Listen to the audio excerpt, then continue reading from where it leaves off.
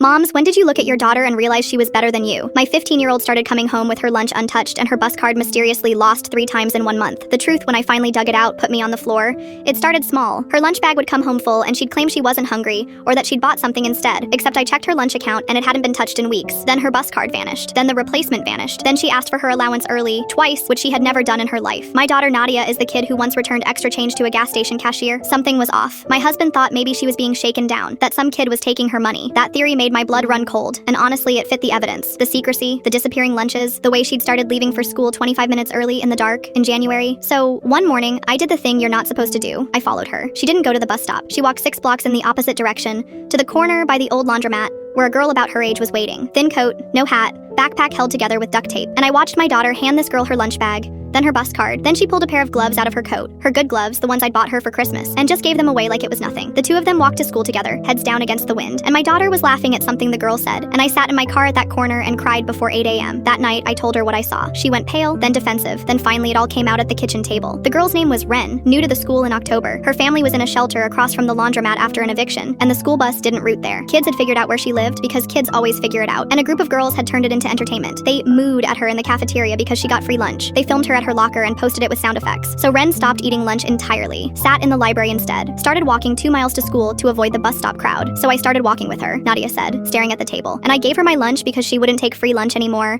and my bus card was so she could get to her mom's work after school. I said I lost it because if I told you, you'd make it a whole thing. You'd call the school. And then everyone would know she told, and it would get so much worse for her mom. You don't understand how it works now. And your allowance? She got quiet. Her little brother needed a coat. There was one at the thrift store. I want to be honest about my first reaction, because this is the part I'm not proud of. My first instinct was to fix the logistics. Get Ren a bus pass, call the district, handle it. Take it out of my daughter's hands like she'd been carrying something too heavy for her. And Nadia looked me dead in the eye and said, "Mom, she doesn't need rescuing. She needs a friend who shows up every day and doesn't make it weird. I've got it.